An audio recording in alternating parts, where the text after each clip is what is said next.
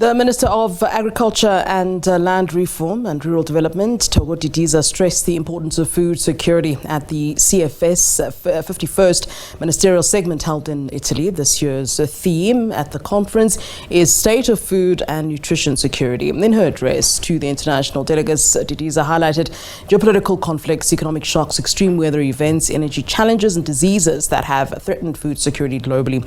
The conference also saw South Africa chair the Committee on World Food Security. Minister Didiza joins us now from Rome for more. Minister, a very good evening. I'm not sure what time it is there where you are, but thank you very much for joining us here on SABC News. Good morning to you and your listeners. The time is the same. Oh, all right. So it's night. So, Minister, let's talk about some of the submissions that you made at the CFS ministerial segment. You stressed the issue, yes, of food security, but there are many layers. I mean, I know you touched on the issue of geopolitical conflicts, economic shocks, disease among some of the issues.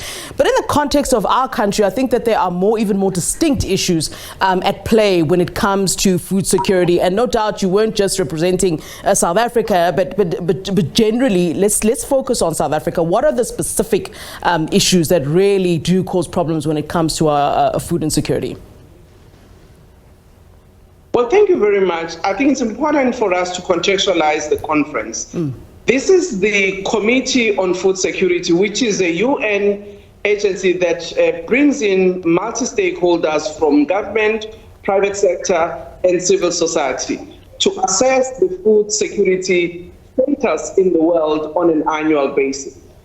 And therefore, when we are looking at the status of food security in the world, we also look at what are the causes of such food insecurity at national level, regionally, and globally. So what we are looking at, for instance, in South Africa and globally, the issue of COVID has had a serious disruption in production systems and has affected a number of communities who are building back from that situation right now. Secondly, the issue of access to natural resources such as land as well as water.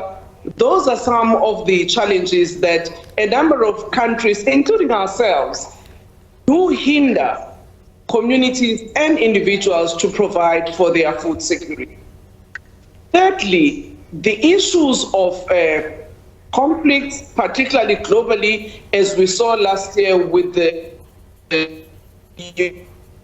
situation, which has actually disrupted a number of food value chains, which then had an impact on a number of countries because beyond those countries who are in conflict. The other issue that we need to look at is the issue of climate change. We've seen the disruptions as a result of floods in our country, particularly last year and even this year, and how these have affected a number of our food systems.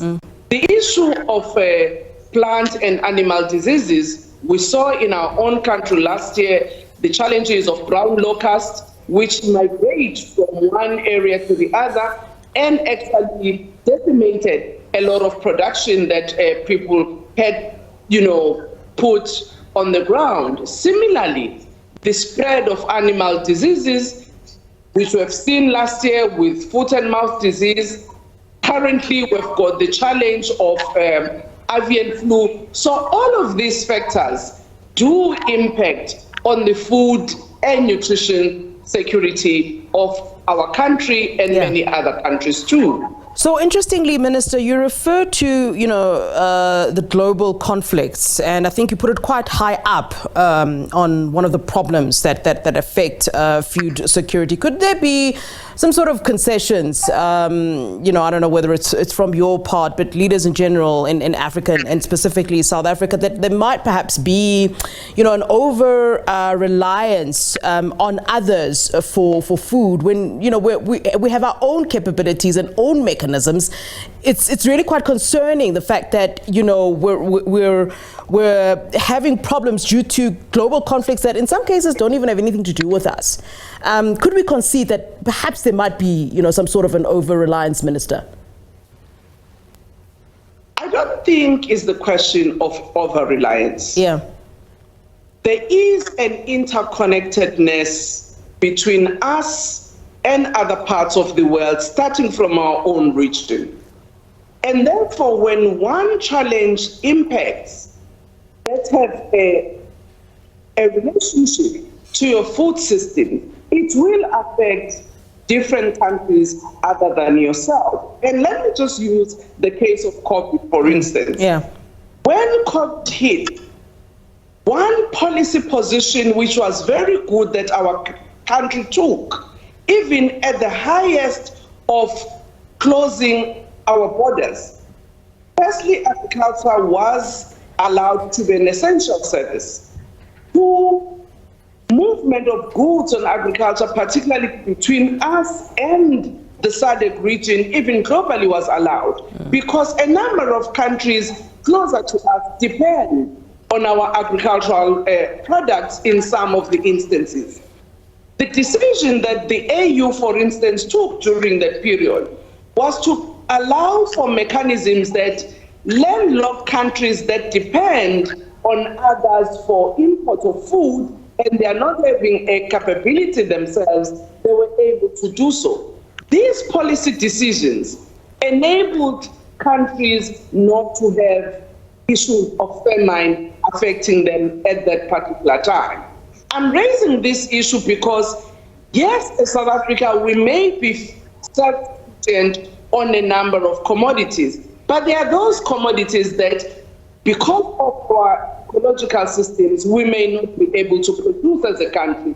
And yet our citizens, as consumers, they would want to consume those foods. So we import in that instance.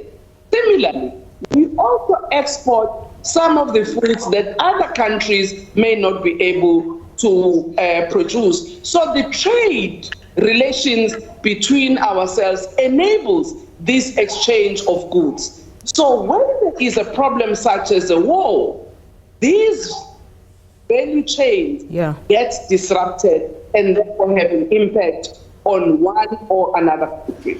All right, well understood, Minister. Making a difference in food security and nutrition, that indeed was this theme. I'm assuming that, you know, there were some solutions. Both of us have sort of focused on some of the problems, but let's talk about what some of the ideas, I mean, I would assume there were some sort of ideas as well that were shared and presented. What are the more, I would say, more practical and immediate measures that perhaps could be implemented to start to address the issue of food security?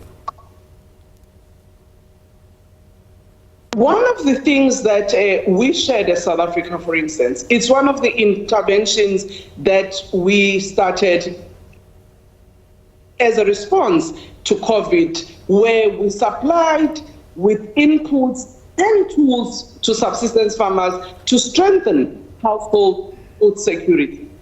Other countries have also looked at how they can intervene in supporting your smallholder farmers in order to ensure food availability. We have actually developed the agro-processing master plan, where together with our agribusinesses, our farmers, government, and labor, we have actually created a plan of how we can grow agriculture also to in national level to ensure that we can actually produce more for our own country, but we can actually be able to trade. The other element is access to finance, which across the globe is an issue that was raised as an intervention. Secondly, research and innovation. It's another matter, particularly as we deal with issues of climate change, issues of water, availability and access for your producers is another matter that we've looked at. The other matter is investing in young people and women in particular as critical components of building reliable food systems in our countries and globally. All right, Minister, thank you very much. Do enjoy the rest of your stay in Italy. Minister Thoko Didiza joining us there from Rome, the Minister of Agriculture, Land Reform and Rural Development.